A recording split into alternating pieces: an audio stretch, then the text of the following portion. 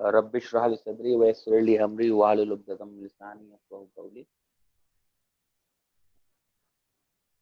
Yes, I know बेटा।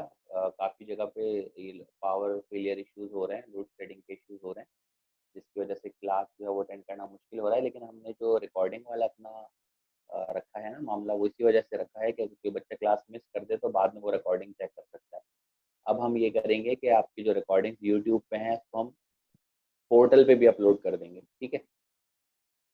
आपके जो सॉफ्टवेयर है उस पर भी जो है रिकॉर्डिंग्स का ऑप्शन आता है, वहाँ से भी आपको रिकॉर्डिंग जाएंगे तो डायरेक्ट आपको मिल जाएंगे। तो हमारी जितनी भी क्लासेस हुई हैं मैथ्स की जो यूट्यूब पे अपलोडेड हैं, वो मैं आपके सॉफ्टवेयर पे भी एक एक करके वन बाय वन लिंक वहाँ पर अपलोड कर दूंगा, आप वहाँ से भी डायरेक्ट देख सकते हैं। वरना यूट्यूब पे भी एक्सेस आसान है, कोई मसला नहीं। किसी स्टूडेंट को अगर सॉफ्टवेयर में एक्सेस मुश्किल हो रहा है तो वहाँ से भी एक्सेस ले सकता है। अच्छा जी, मैथ्स में स्टूडेंट हम लोग सेट वाला चैप्टर पढ़ रहे थे, और जो आप लोगों की 9th के साथ कंबाइंड क्लास होगी,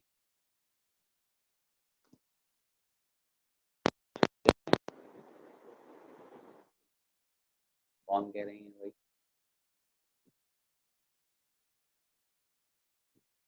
okay Mariam, I hope now my voice is clear. मैंने वॉल्यूम जो है वो मैक्सिमम कर दिया, ठीक है। सेट वाले चैप्टर पढ़ रहे हैं और साथ ही साथ जो आपकी 9th के साथ कंबाइंड क्लास होती है उसमें अलजेब्राइक एक्सप्रेशन भी पढ़ रहे हैं, तो हमें दोनों चैप्टर साथ चलाने हैं। सेट वाले चैप्टर में बेटा हमने यूनियन, इंटरसेक्शन और सब्ट्रैक्शन जो है ना वो देख ली थी सेट के मुतालिक, के सेट में ऑपरेशंस कौन कौन से अप्लाई होते हैं, सेट के ऑपरेशंस कौन कौन से होते हैं। ऑपरेशन का मतलब लाजमी है कि उसके लिए दो या दो से ज़्यादा सेट होंगे। तो हमने ऑपरेशंस देखे थे यूनियन, जिसको हम इस तरीके से, एडिशन को हम लोग इस साइन से रिप्रेजेंट करते हैं ना, सब्ट्रैक्शन को इस साइन से रिप्रेजेंट करते हैं, इसी तरीके से जो यूनियन वाला ऑपरेटर है उसको हम यू से इस तरीके से साइन रिप्रेजेंट करते हैं। यूनियन के बाद हमने इंटरसेक्शन देखी, जिसको हम लोग इस सिंबल से रिप्रेजेंट करते हैं, ठीक है। उसके बाद जो सब्ट्रैक्शन जो है वो दो में डिवाइडेड है। सब्ट्रैक्शन हमारे पास एक नॉर्मल वाली सब्ट्रैक्शन होती है और एक होती है सिमेट्रिक,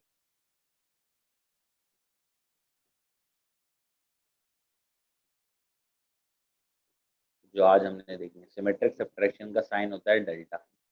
ये चार ऑपरेटर, फिर कॉम्प्लीमेंट है, उससे पहले यूनिवर्सल सेट बताऊंगा तो कॉम्प्लीमेंट उसके बाद पढ़ेंगे। तो बेसिक ये हैं चार हमारे पास ऑपरेटर जो हमने देखने थे। इसमें से हम तीन देख चुके हैं, मैं हल्का सा रिव्यू दे रहा हूँ बाकी तीनों का, उसके बाद में सिमेट्रिक पे आ रहा हूँ, फिर हम जो है इंटरसेक्शन कॉम्प्लीमेंट वगैरह पढ़ेंगे, ठीक है। क्लियर है भाई? आवाज क्लियर है सबको? मरियम, आपको आवाज क्लियर है अब मेरी?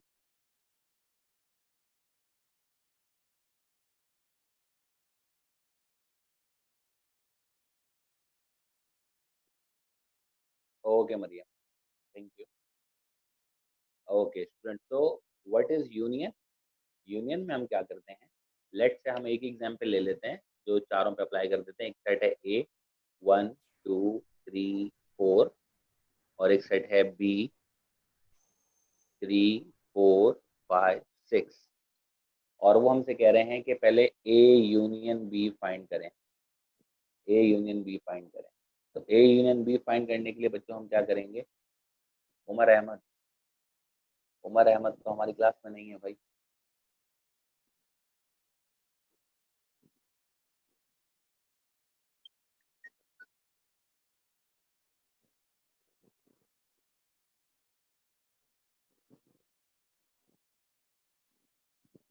ए यूनियन बी फाइंड करने के लिए हम बच्चों क्या करेंगे, ये मैथ्स लिखने की मैथ्स की लैंग्वेज है। सिंस ए यूनियन बी, ये तीन नुक्ते स्टार्ट यहाँ से करेंगे हम, ये थर्ड नुक्ता ऊपर होगा। सिंस ए यूनियन बी को लिखेंगे लेफ्ट और राइट पे, इसको कॉपी कैसे करेंगे? ए की जगह ए की वैल्यू, यूनियन की जगह यूनियन, और बी की जगह बी की वैल्यू। ए की वैल्यू क्या है बच्चों? 1 2 3 4, और बी के एलिमेंट्स क्या है? 3 4 5 6। अब यूनियन में हम क्या करते हैं बच्चों कि हम पहले और दूसरे सेट दोनों के एलिमेंट्स को लिख देते हैं, और जो रिपीट हो रहे होते हैं उनको सिर्फ एक दफ़ा लिख देते हैं। जैसे 3 और 4 कॉमन है दोनों में, उसको भी लिखेंगे लेकिन एक दफ़ा। 1 2 3 4 5 6। ठीक है, तो ये आंसर आ गया ए यूनियन बी का, ये जो हमने लास्ट क्लास में देखा था, ए यूनियन बी कैसे फाइंड करते हैं। क्लियर है?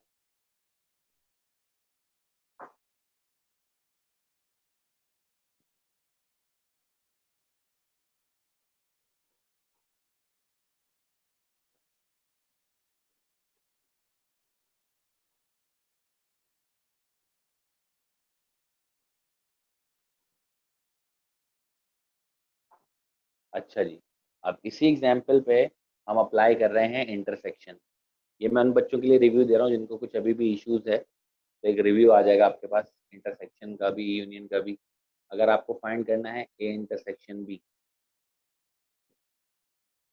अगर आपको फाइंड करना है ए इंटरसेक्शन बी, वो sense A intersection B is equals to, A की जगह बच्चों ए की वैल्यू कॉपी कर देंगे, इंटरसेक्शन की जगह इंटरसेक्शन कॉपी कर दिया, और बी की जगह बी की वैल्यू कॉपी कर दिया। ठीक है,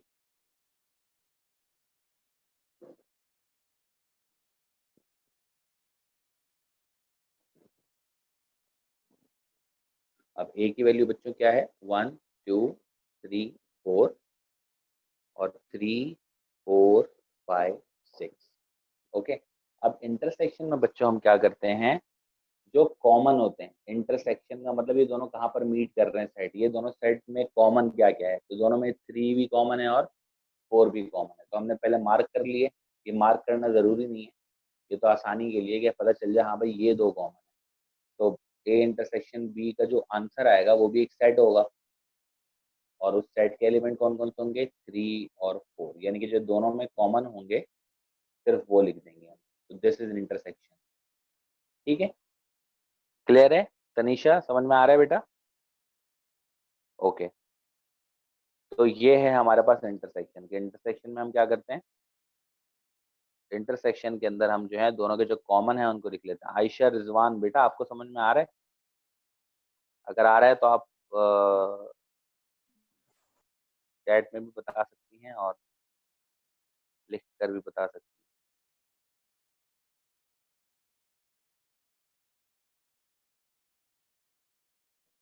ठीक है, ओके। अब जो है बच्चों, हम एक नज़र डाल देते हैं सब्ट्रैक्शन पे, ए माइनस बी पे, और फिर मैं आपको बी माइनस ए भी करके दिखाऊंगा, और आप देखेंगे इत्तेफाक से कि दोनों का आंसर सेम नहीं आ रहा। जो आंसर ए माइनस बी का आ रहा है वो आंसर बी माइनस ए का नहीं आ रहा। और मैथ्स में भी ऐसा ही होता है कि 3 - 2 करें तो आंसर आता है 1, और 2 - 3 करें तो आंसर 1 नहीं आता, आता है -1। 2 - 3 करते हैं तो आंसर क्या आता है, -1, डिफरेंट आता है ना।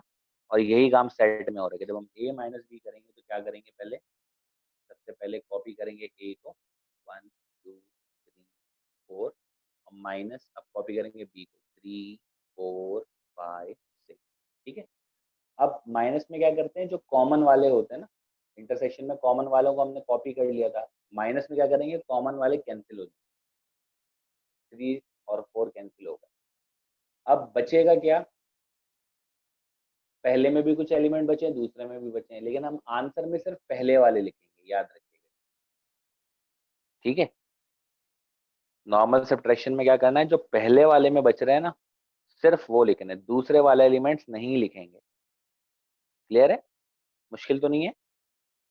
सब्ट्रैक्शन में क्या करना है, जो दोनों में कॉमन है उनको कैंसिल कर देना है, और जो पहले सेट में एलिमेंट बच रहे हैं फिर उनको कॉपी कर देना है यहाँ पर।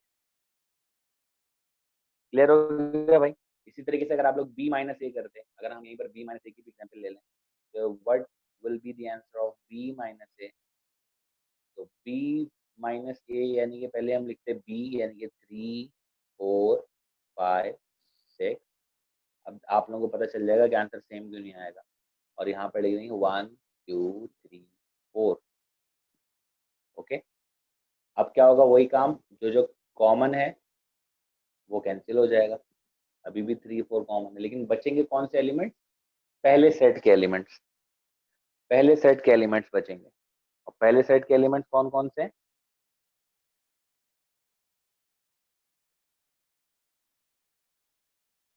पहले सेट के एलिमेंट बच्चों कौन कौन से हैं, 5 और 6।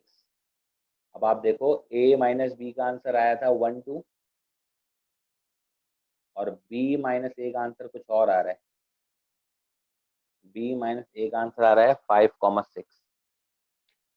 ठीक है बच्चों, इस तरीके से हमारे पास सेट के डिफरेंट आंसर्स आ रहे हैं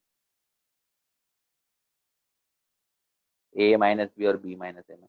अब हम अपने उस ऑपरेटर की तरफ बढ़ रहे हैं जो हमने लास्ट क्लास में सिर्फ देखा था, उसके मुतालिक पढ़ा नहीं था।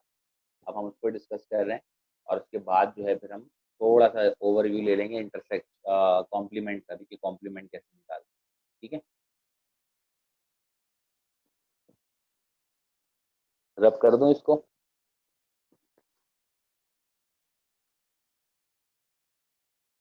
आप लोग कॉपी कर लें इसको बेटा, ये पूरे क्वेश्चन को कॉपी कर लें। a माइनस बी और b माइनस ए का आंसर क्या आ रहा है।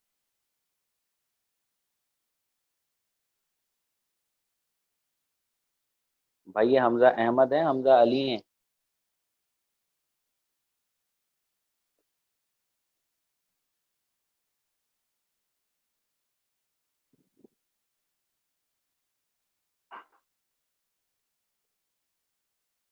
हमारे साथ हमजा अहमद हैं या हमजा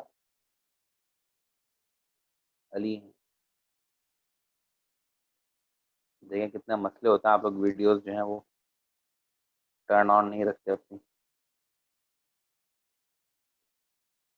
नेक्स्ट क्लास से मैं स्ट्रिक्टली भाई अलाउ नहीं करूंगा।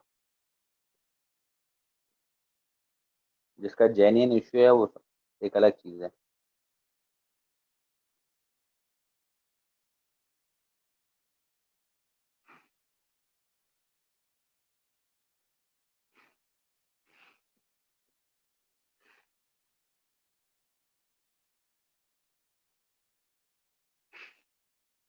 हमजा खान।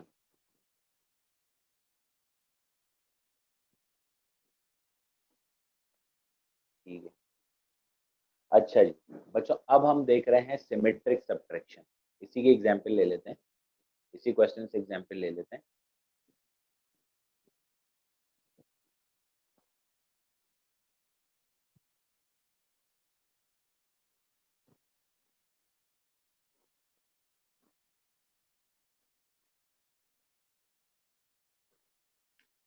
मिसाल के तौर पे if they ask you to find a delta B, तो मैंने बच्चों आपको क्लियर किया था डेल्टा बी सब्ट्रैक्शन है, लेकिन सिमेट्रिक सब्ट्रैक्शन। सिमेट्रिक सब्ट्रैक्शन में बच्चों क्या होता है, उसी तरीके से जो कॉमन होते हैं हम उनको कैंसिल कर देते हैं, लेकिन जो एलिमेंट्स बचते हैं पहले में और दूसरे में, उन दोनों को लिखते हैं। जो पहले और दूसरे सेट के अंदर एलिमेंट्स बचते हैं उन दोनों को हम लिखते हैं। ठीक है, सिंस ए डेल्टा बी का मतलब क्या होगा, ए की जगह ए की वैल्यू बच्चों, बीच में डेल्टा की जगह डेल्टा का साइन, और बी की जगह बी की वैल्यू। इसी प्रेजेंटेशन को फॉलो करना है बच्चों आप लोगों ने, इसी तरीके से आंसर स्टार्ट करना है अपना। ये आगे बहुत काम आएगा, इसलिए मैं बता रहा हूँ आप लोगों को, और आगे समझ में आ जाएगा जब हम करेंगे ना कि क्यों काम आ रही है प्रेजेंटेशन। ए की जगह 1 2 3 4, बी की जगह उसकी वैल्यू 3 4 5 6। अब 3 से 4 और 3 और 4 कैंसिल, क्योंकि हम माइनस करवाएंगे।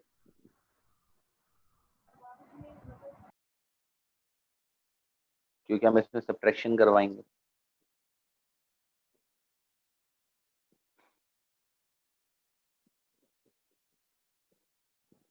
ओके, अब अगर ये नॉर्मल सब्ट्रैक्शन होती बच्चों तो हम सिर्फ 1 2 आंसर में लिख देते हैं, पहले वाले के जो एलिमेंट बचते हैं। लेकिन क्योंकि सिमेट्रिक सब्ट्रैक्शन है तो इसके अंदर आंसर क्या आएगा हमारे पास, 1 2 5 6। क्लियर है, इसका आंसर आएगा 1 2 5 6।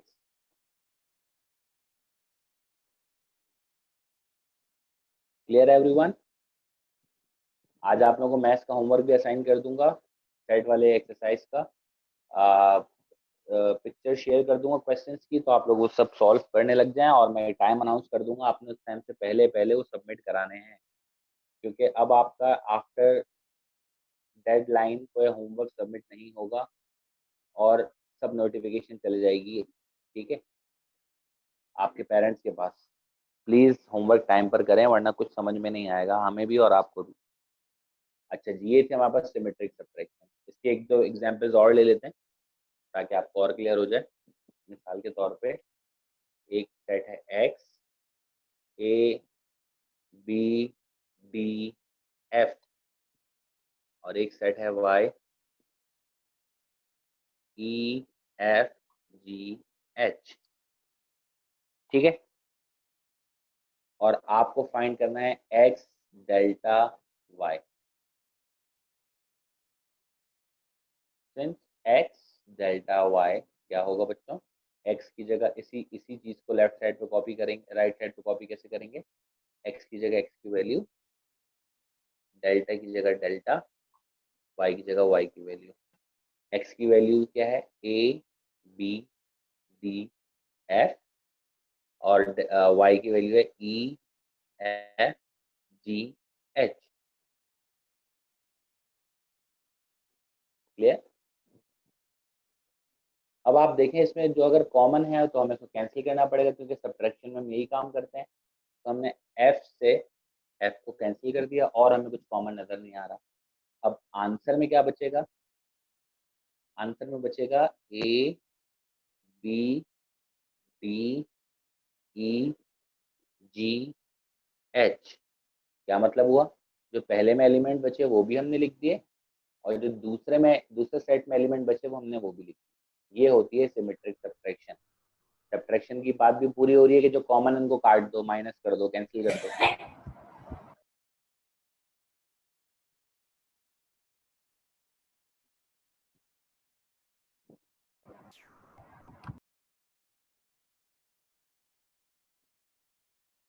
और सिमेट्रिक वाली बात क्या हो रही है कि पहले और दूसरे दोनों में जो एलिमेंट बच रहे हैं वो हमने यहाँ पर।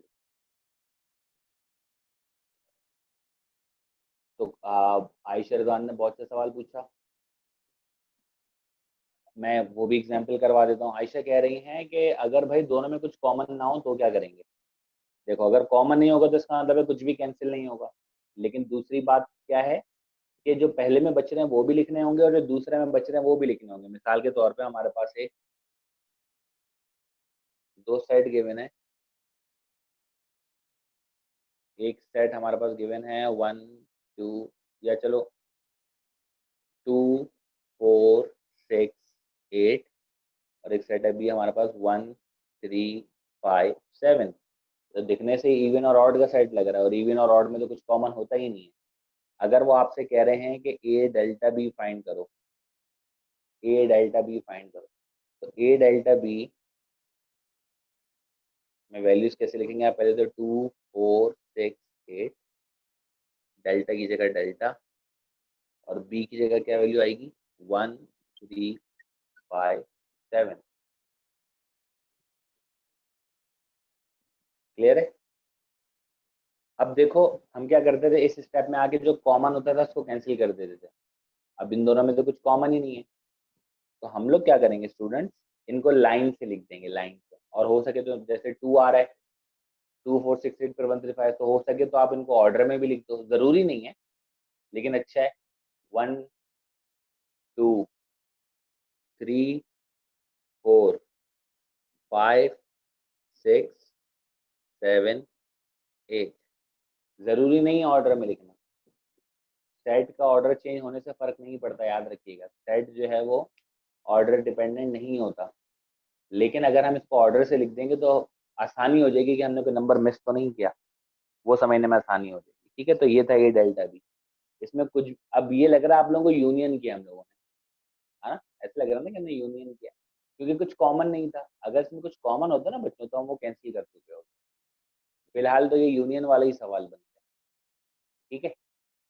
अब आप सब बच्चों को मैं 2 मिनट का टाइम दे रहा हूँ और आप लोगों ने फाइंड करना है ए इंटरसेक्शन बी। इन्हीं वैल्यूज पे फाइंड करना है ए इंटरसेक्शन बी, और जल्दी से मुझे आंसर बताएं क्या। ए इंटरसेक्शन बी इन्हीं वैल्यूज के लिए फाइंड कीजिए और मुझे आंसर बताइए।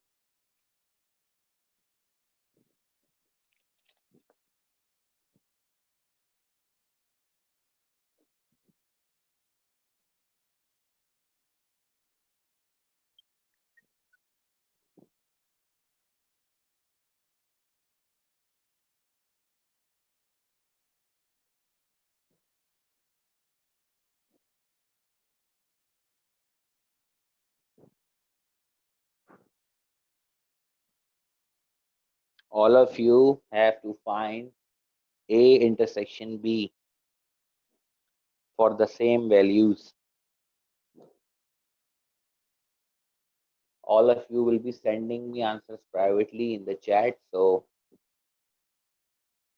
जब काफी बच्चे मुझे होगा कि किन स्टूडेंट्स ने सही किया है और इसका सही आंसर क्या है ए इंटरसेक्शन बी का। ठीक है, मैंने बच्चों आपको बताया ए यूनियन बी का तो यही आंसर आएगा। दोनों के एलिमेंट्स को लाइन से लिख दिया।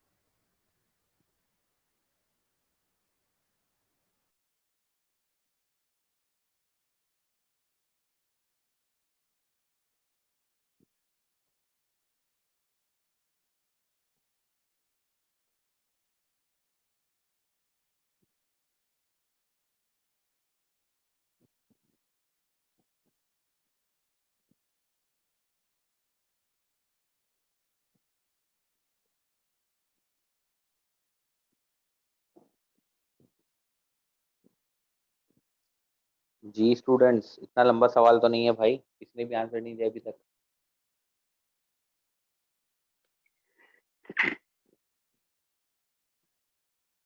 अब्दुल राफे का आंसर आ चुका है हमारे पास। अब्दुल राफे कह रहे हैं आंसर इज 2। बतूल का भी आंसर आ चुका है हमारे पास। आयशा रिजवान का भी आंसर आ चुका है हमारे पास। तानिया का भी आंसर आ चुका है। और अब्दुल राफे ने 2 आंसर दिया। अब्दुल राफे ने पहला वाला आंसर सही दिया है। तुरफा का भी आंसर आ चुका है। हसन का भी आंसर आ चुका है। तानिया का भी आ चुका है। मरियम का भी आ चुका है। बतूल जहरा का आ चुका है। शहीद का भी आ चुका है। वेरी गुड, शाबाश बच्चों, वेरी गुड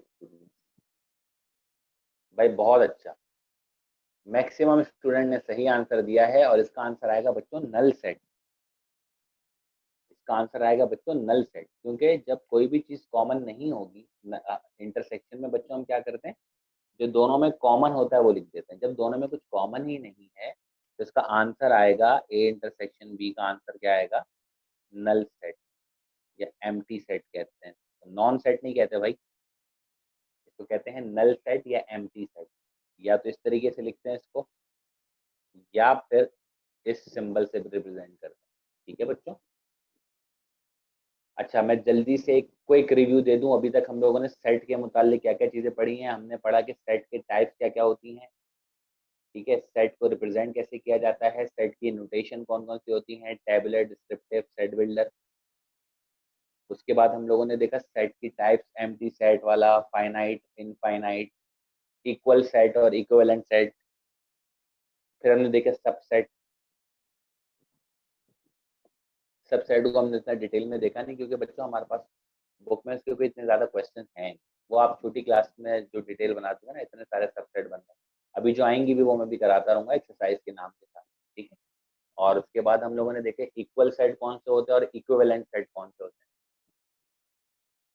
ठीक है। और उसके बाद हमने जो है ऑपरेटर्स पढ़ना शुरू किया और हमने चारों ऑपरेटर्स के वाले देख लिए। ठीक है। अब हमारे पास जो बच्चों रह गया है वो है कॉम्प्लीमेंट। कॉम्प्लीमेंट बेसिकली बच्चों, जब किसी भी नंबर के ऊपर ये बार बन जाता है ना, ये इस तरीके से, इसको कॉम्प्लीमेंट बोलते हैं। A complement, B complement, C complement. इसके लिए 2 सेट होना जरूरी नहीं है। जरूरी नहीं है, जैसे अभी बाकी सारे उसके अंदर आपने 2 सेट निकाले थे ना, इसके अंदर एक सेट जो है ना सब में, वो एक आ जाएगा, उसको बोलते हैं यूनिवर्सल सेट। इसका मतलब है पहले हमें जानना पड़ेगा कि यूनिवर्सल सेट कौन सा होता है। मिसाल के तौर पे बच्चों, आप अगर अपनी क्लासरूम में बैठे हो तो वहां पर फुटबॉल स्टेडियम वाली क्वालिटीज तो नहीं होंगी। आप अगर किसी रेस्टोरेंट में बैठे हैं तो वहां पर मस्जिद वाली क्वालिटीज तो नहीं होंगी। अगर आप मस्जिद में बैठे हैं तो वहां पर घर वाली फैसिलिटीज तो नहीं होंगी। मस्जिद में जब आप बैठेंगे तो आपका जो सिस्टम होगा वो आपके मस्जिद की सारी चीजें होंगी। वहां पर मस्जिद में जो है दरियां बिछी होती हैं, वहां पर जो है मिनारेट बना हुआ होता है, वहां पर जो है विंडोज हैं, फैन है, और कुछ सिपारे पड़े होंगे, शेल्व्स बने हुए होंगे, इसी तरह की चीजें होंगी। इसी तरीके से अगर आप रेस्टोरेंट में होंगे तो वहाँ पर टेबल्स होंगे, चेयर्स होंगे, ऐसे ही है ना। वहाँ फुटबॉल तो नहीं होगी ना, और फुटबॉल स्टेडियम में होंगे तो वहाँ पर चेयर्स होंगी, क्राउड होगा, ग्राउंड हो गए, और पोल लगे हुए होंगे, और गोल का जो बार होता है वो पूरा बार लगा हुआ होगा। तो जब हम कोई चीज स्टडी करते हैं ना, वही हमारा पूरा सिस्टम बन जाता है। और सिस्टम में जो कुछ भी है वो किस में आ जाता है, universal set. Anything under consideration, all the values under consideration, वो किस में आ जाती हैं, यूनिवर्सल सेट में आ जाती हैं। लेकिन यूनिवर्सल सेट की जो प्रॉपर डेफिनेशन है, जो आप छोटी क्लासों में पढ़ते हो, वो क्या है, a set which has all the elements, a set which has all the elements under consideration is called a universal set। मिसाल के तौर पे आप एक कोई सिनेरियो, जैसे मैंने आपको मिसाल दी ना रेस्टोरेंट, और अभी तो हम मैथ्स पढ़ रहे हैं तो मैथ्स का सिनेरियो देख लेते हैं कि हमारे पास कंसिडरेशन में एक सेट है ए 2 4 6 8, और एक सेट है बी 1 3 5 7। अब जो बच्चे यूनिवर्सल सेट होगा ना, उसमें ए के भी सारे एलिमेंट होंगे और बी के भी सारे एलिमेंट होंगे, और इसके अलावा भी हो सकते हैं। तो यूनिवर्सल सेट इन सबसे बड़ा सेट होगा, यूनिवर्सल सेट इन सबसे बड़ा सेट होगा। उसमें 1 भी होगा, 2 भी होगा, 3 भी होगा, 4 5 6 7 8, और हो सकता है इसके अलावा भी हो 9 और 10। Got it. अब आप गौर करो तो यूनिवर्सल के अंदर ए के भी सारे एलिमेंट है, यूनिवर्सल के अंदर बी के भी सारे एलिमेंट है। बच्चों देखो, ये यूनिवर्सल को मैंने हल्का सा नीचे लाइन भी बना दी, क्योंकि बच्चे जो है यूनियन में और यूनिवर्सल में कंफ्यूज हो जाते हैं। ये यूनियन ऑपरेटर है एक बच्चों, ये यूनिवर्सल सेट का सिंबल है। इसीलिए कुछ बुक्स में यूनिवर्सल सेट को इससे रिप्रेजेंट करते हैं, लेकिन हमारी बुक में नहीं किया हुआ, इसलिए मैं आपको यही बता रहा हूँ। ठीक है, कि हम जब ये लिखेंगे इसका मतलब यूनिवर्सल सेट लिख रहे हैं। Got it. इसका मतलब ए भी यूनिवर्सल सेट का सबसेट है, और बी भी जो है इसका प्रॉपर सबसेट है। जो सबसेट पढ़े थे ना हमने, कि ए के सारे एलिमेंट इसमें होने चाहिए और इसमें ए के अलावा भी कुछ होने चाहिए। तो सारे के सारे सेट यूनिवर्सल सेट के सबसेट होते हैं, यानी कि उसके छोटे हिस्से, फ्रैक्शंस होते हैं। ठीक है, उसके छोटे छोटे पार्ट्स होते हैं। तो अगर वेन डायग्राम बनाए तो ए बना देंगे हम, बी बना देंगे हम। ए के एलिमेंट कौन कौन से हो रहे हैं, 2 4 6 8। बी के एलिमेंट है 1 3 5 7। अब यूनिवर्सल में क्या होगा, ये दोनों यूनिवर्सल में आना है तो हम एक बड़ा सेट बना देंगे। इसी चक्कर में हम यूनिवर्सल को सर्कल से नहीं बल्कि स्क्वायर से या रेक्टेंगल से रिप्रेजेंट करते हैं।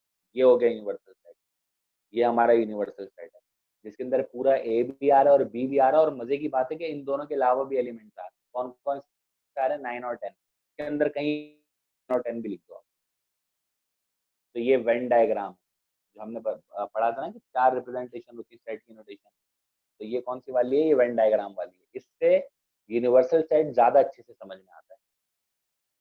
और एक और बात बड़े अच्छे से समझ में आ रही है बच्चों यहाँ पर, कि ए और बी में कुछ भी कॉमन नहीं। अगर कॉमन होता तो ये दोनों एक दूसरे को ओवरलैप कर रहे होते। इसका मतलब है ए इंटरसेक्शन बी का आंसर जो है यहाँ पर वो आएगा नल सेट, जैसे भी पीछे आया था, क्योंकि ए और बी में कुछ भी कॉमन नहीं। तो वेन डायग्राम से ये चीज भी आसानी से समझ में आ जाती है। वेन डायग्राम के मैं चाहूंगा एक क्लास हम रख लें, उसके अंदर सारे वेन डायग्राम को भी डिस्कस कर लें। ठीक है, उसके कोई क्वेश्चन है नहीं आपके पास, लेकिन हम फिर भी समझ लेंगे ताकि आप लोगों की अंडरस्टैंडिंग और नॉलेज बढ़ जाए। तो यूनिवर्सल सेट समझ में आया, तो हल्का सा एक रिव्यू दे देता हूँ मैं। अगर यूनिवर्सल समझ में आ गया है तो अब हम लोग बच्चों ए कॉम्प्लीमेंट भी फाइंड कर सकते हैं, क्योंकि ए कॉम्प्लीमेंट का मतलब होता है universal set minus A. A complement का मतलब क्या होता है, यूनिवर्सल माइनस ए, यानी कि जिस चीज पे भी कॉम्प्लीमेंट है उसको यूनिवर्सल में से माइनस करवाना है। अगर आपके पास लिखा है बी कॉम्प्लीमेंट, तो इसका मतलब है यूनिवर्सल में से माइनस करा दें किसको, बी को। अगर आपके पास लिखा होता है ए यूनियन बी कॉम्प्लीमेंट, ऐसा भी सवाल आ सकता है ना, ए यूनियन बी कॉम्प्लीमेंट, इसका मतलब है कि ए यूनियन बी को यू में से माइनस करवा दें।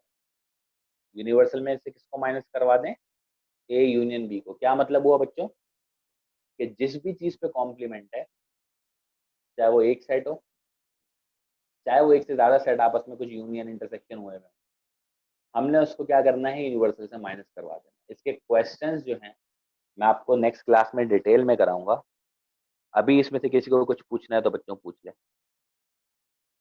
मैं सिर्फ एक ये वाला पार्ट का करवा रहा हूँ, और फिर अभी आज सिर्फ यूनिवर्सल समझाया और कॉम्प्लीमेंट का मतलब बताया। कॉम्प्लीमेंट में क्या करते हैं हम, यूनिवर्सल में से ए को या बी को या सी को या जिस पे भी कॉम्प्लीमेंट है उसको माइनस कर देते हैं। यूनिवर्सल की जगह यूनिवर्सल की वैल्यू आ जाएगी। यूनिवर्सल की वैल्यू 1 2 3 4 5 6 7 8 9 10, और माइनस क्या कराएंगे,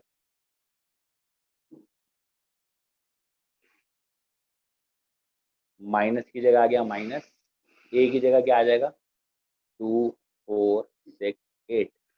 अब 2 4 6 8, 2 4 6 8 कैंसिल हो गया। अब जो पहले वाले में बचेंगे, माइनस में हम यही करते हैं ना, कॉमन वाले काट देते हैं और जो पहले में बचते हैं वो आंसर आ जाता है। 1 3 5 7 9 10। इस तरीके से हम लोग निकालेंगे बच्चों कॉम्प्लीमेंट, जिसके फर्दर क्वेश्चन मैं आपको नेक्स्ट क्लास में कराऊंगा। आज हमने सिमेट्रिक सब्ट्रैक्शन और यूनिवर्सल सेट और कॉम्प्लीमेंट के बारे में पढ़ा। कॉम्प्लीमेंट के जो डिटेल क्वेश्चन है वो हम नेक्स्ट सेशन में करेंगे। अगर कुछ क्वेश्चन है किसी को तो प्लीज पूछ लो।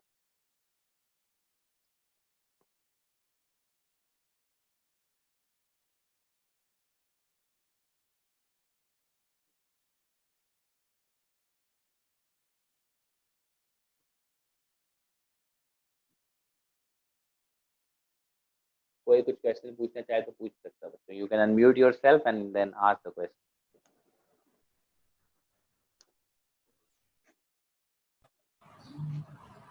जी हसन। कुछ नहीं था आगे समझ। Okay thank you.